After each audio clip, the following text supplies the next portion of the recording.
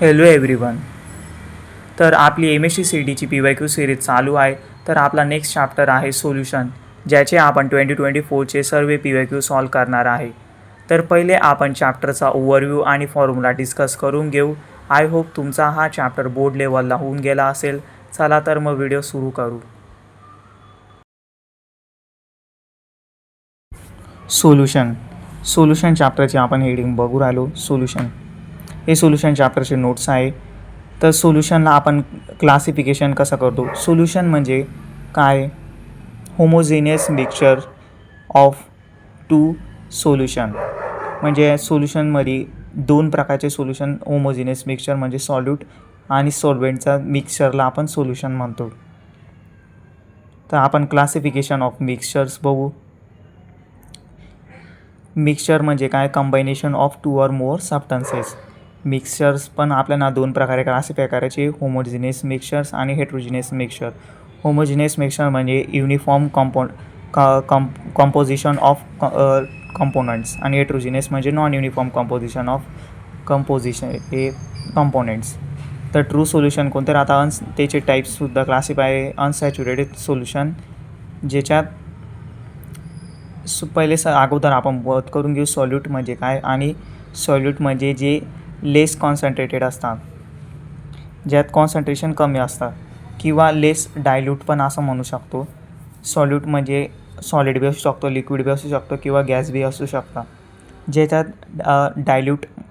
लेस diluted असतं, म्हणजे आपण इझिली सॉल्यूट म्हणजे खडी वगैरे आपण म्हणू शकतो. सॉल्व्हेंट म्हणजे मोर डायल्युटेड किंवा मोर कॉन्सन्ट्रेटेड, जसं की वॉटर झालं. लिक्विड वस्तू जास्त तर सॉल्व्हेंट असतात. आपल्याला चॅप्टरमध्ये जास्त तर H2O सापडेल.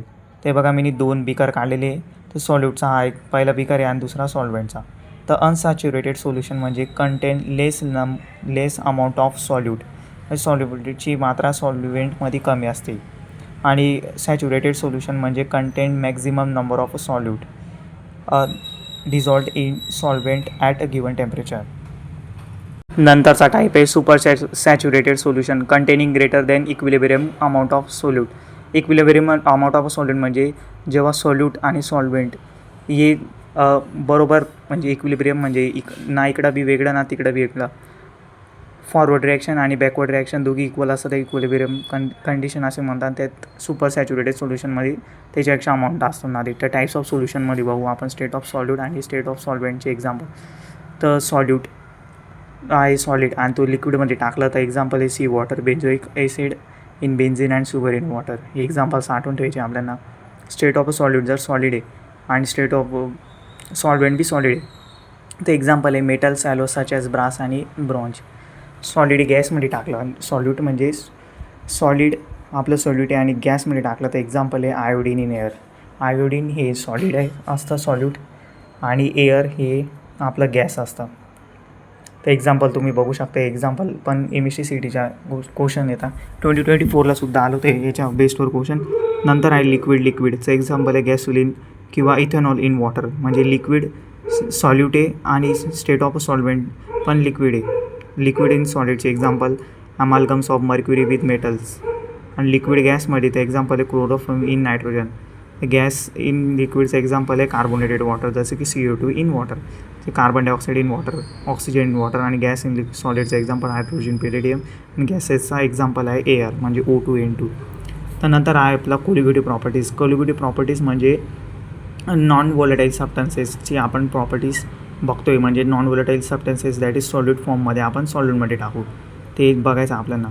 बघा, कोलिगिटी प्रॉपर्टीज म्हणजे non volatile substances. Non volatile substances म्हणजे असे की जे लवकर एव्हापोरेट होत नाही, म्हणजे टेम्परेचर वाढले पण लवकर एव्हापोरेट होत नाही. नॉन व्होलेटाईल सॉल्व्हेंटमध्ये टाकलं तर आपण जर रिॲक्शन जर गरम करू तर ते उडत नाही लवकर, म्हणजे एअरमध्ये लवकर कंबाईन होत नाही. नॉन व्होलेटाईल, जसं की व्होलेटाईल लवकर कंबाईन होऊन जातं. की पेट्रोलला एक्झाम्पल आहे व्होलेटाईलचा. पेट्रोलला आपण हवेत ठेवलं तर आपलं लगेच उडून जातो. नंतर कोलिगिटी प्रॉपर्टीज आपल्याला शिकायचे. त्याचे पण टाईप्स आहे vapour pressure, lowering, freezing point, depression, boiling point आणि ऑस्मोटिक प्रेशर. तर effect of non volatile solute to solvent.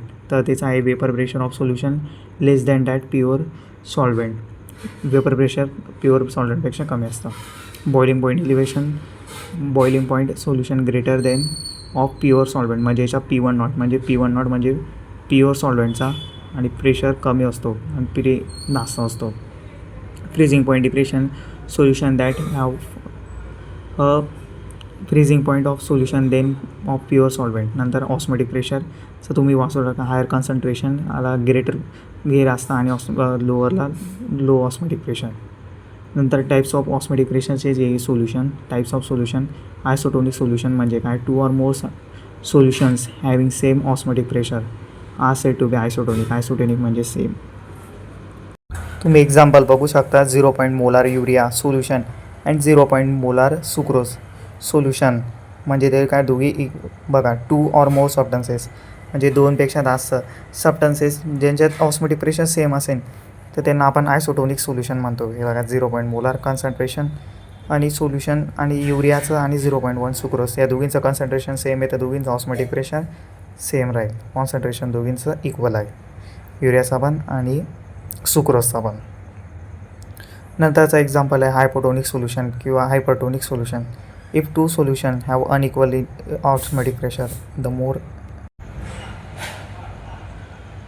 the more concentrated solution have higher osmotic pressure is said to be hypertonic solution. If osmotic sucrose solution is higher than that of a urea solution, then it is called as hypotonic solution. म्हणजे सुक्रोजचं concentration म्हणजे osmotic pressure जास्त आहे आणि युरियाचं कमी आहे तर आपल्याला hypertonic solution भेटतं. म्हणजे बघा मी नीट चुकून लिहिलं गेलं, सुक्रोजचं कॉन्सन्ट्रेशन जास्त आणि युरियाचं कमी ऑस्मोटिक प्रेशर. तर हायपोटोनिकचं बघू आपण आता example. A solution having and osmotic pressure lower than that of another solution owing the lower concentration of a solute is called hypotonic solution. म्हणजे याचं हायपोटोनिक एक्झाम्पल कसं असतं की सुक्रोजचं ऑस्मोटिक प्रेशर जास्त आहे पण युरियाचा कमी आहे, त्या दोघींना कंबाईन केलं तर हायपोटोनिक सोल्युशन आपल्याला असं भेटतं. So this is all about solution चॅप्टरचे हे सर्व कन्सेप्टचे. आपल्याला मेन फॉर्म्युला डिस्कशन करायचं होता. आता फॉर्म्युला आपला पहिला हेनरी लॉ की सॉल्युबिलिटी डायरेक्टली प्रपोर्शनल असते प्रेशरला. जर आपण कोणत्याही सोल्युशनला जास्त प्रेशर लावतो आपली तितकी सॉल्युबिलिटी वाढेल. Solubility means concentration. Solubility P म्हणजे प्रेशर ऑफ द गॅस आणि KH म्हणजे Henry's law constant. So that is solubility equals to KH × P. नंतर असतो राऊट्स लॉ जो की बायनरी सोल्युशनला असतो 2 वॉलेटाईल कंपोनेंट्स. दॅट इज P1 म्हणजे pressure equals to P1 naught multiplied by x1 where x1 is mole fraction. P1 naught is the vapor pressure of a pure component P1 and if the partial vapor pressure of the component P फक्त partial pressure असतो. आणि हे बघा P2 naught is the vapor pressure of pure component म्हणजे जो pure component त्याला P1 naught आपण म्हणतो किंवा P2 naught आणि x2 म्हणजे is the mole fraction component of a 2 in a solution. x2 म्हणजे कंपोनेंट 2चा मोल फ्रॅक्शन, x1 म्हणजे कंपोनेंट 1चा. P1 नॉट आणि P1 नॉट. P1 नॉट म्हणजे प्युअर कंपोनेंटचा प्रेशर आणि P1 म्हणजे सोल्युशनचा pressure. Dalton's law of partial pressure म्हणजे total pressure equals to P1 + P2. आपले जे बी आपण सोल्युशन किंवा सॉल्व्हेंट आणि सॉल्यूटचे प्रेशर कॅल्क्युलेट करू ते आपण ॲड करतो डेल्टाच लॉ ऑफ पार्शियल प्रेशरच्या हेल्पने. तर मग तुम्हाला दाखवतो 2 कंटेनर आहे, दोघींमध्ये पिस्टन लावलं आहे. तर पहिल्या कंटेनरचा प्रेशर आपण मेजर केलं तर 5 पास्कल येतो आहे, दुसऱ्याचा 10 पास्कल. तर टोटल प्रेशर आपला in 15 pascal with the help of Dalton's law. म्हणजे टोटल प्रेशर आपण ॲड करत जातो. एकदम इझी आहे डाल्टन्स लॉ. तो टोटल आपल्याला 15 पास्कल.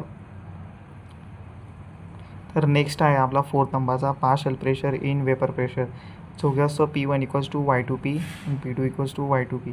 आपण कामात नंतर डिस्कस करू. For solution containing a non volatile solute तर P1 = P1 naught × x1 हा फॉर्म्युला असतो. इकडनं डिराईव्ह होता सर फॉर्म्युला. तर हा फॉर्म्युला इम्पॉर्टंट आहे. इकडनं सर्व इम्पॉर्टंट फॉर्म्युला डिस्कस होईल. डेल्टा P/P1 naught जे की डेल्टा Pला आपण P1 naught - P1 लिहू शकतो की रिलेटिव्ह वेपर प्रेशरमध्ये P1 नॉटचा प्रेशर जास्त असतो P1च्या कन्सिडरमध्ये. तर देअरफॉर म्हणजे यांचा डिफरन्स असतो डेल्टा P. तर तो असतो P1 naught - P1 आणि डिवाइड बाय P1 naught जो की असतो रिलेटिव्ह वेपर प्रेशर. तर इकडनंच आपण वेपर प्रेशर लोअरिंगचा फॉर्म्युला आपण डिराईव्ह करतो. आपल्याला फाइंड करायचा आता molar mass determination from the lowering of vapour pressure लोअरिंगमधून आपल्याला मोलार मास कॅल्क्युलेट करायचं आहे. तर इथं N2 आणि N1 हे आपलं लिहिलेलं आहे. तर N म्हणजे काय असतं, नंबर ऑफ मोल्स. वेअर N1ला आपण डिनोट करतो, हे बघा P1 म्हणजे vapour pressure of pure solvent जे असतं त्याचा P1 नॉटने आपण डिनोट करतो. आणि P1 म्हणजे vapour pressure of a solution. X2 म्हणजे मोल फ्रॅक्शन ऑफ अ सॉल्यूट आणि N1 मोल्स ऑफ सॉल्व्हेंट. कधी बी आठवून ठेवजा, N1ला आपण प्रत्येक वेळेस लिहितो number of moles of solvent.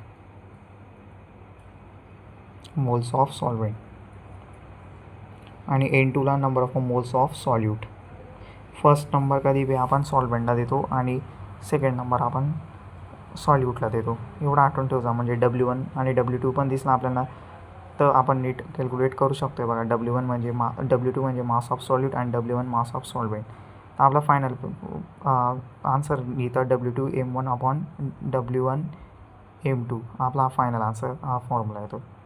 नंतर आहे इलिव्हेशन ऑफ बॉइलिंग पॉईंट, जे की delta TB equals to TB minus TB not.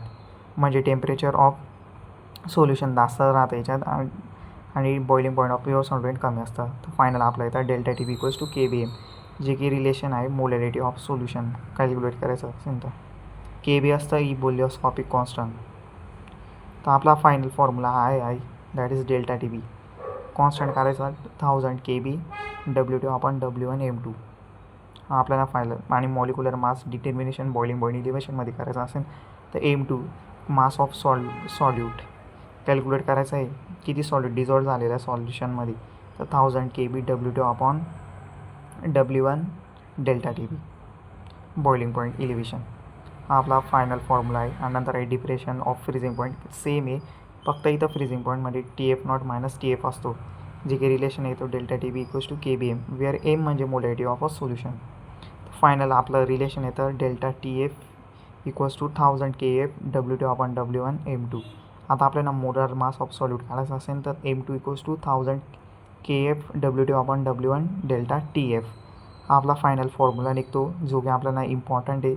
हाच फॉर्म्युला इम्पॉर्टंट आहे. आणि बाकीचे वर्षी बी फॉर्म्युले जे बी M2चे रिलेशनमध्ये काढलेले ते आपले फॉर्म्युलाज आहेत. त्याच्यावर MST CTमध्ये क्वेश्चन येत आहे. बघा मी स्टार मार्क केले गेले हे क्वेश्चन, हे फॉर्म्युलाज प्लीज लक्षात ठेवता. नंतर हे वॉन्ट ऑफ फॅक्टर ऑस्मोटिक प्रेशरला आपण पायने डिनोट करतो which is equals to EMRT. ह्या ऑस्मोटिक प्रेशरचा डेरिव्हेशन घेऊन आता MRT.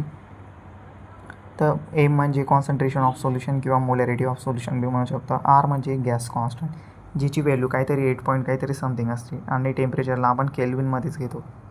टेम्परेचरचा युनिट आपल्याला केल्विनमध्येच घ्यायचं आहे, डिग्री सेल्सिअस आणि फॅरनहाईटमध्ये नाही. एवढं आठवून ठेवा. तर एवढे सर्व फॉर्म्युले प्लीज आठवून ठेवा. So we finally done with formulas and explanation.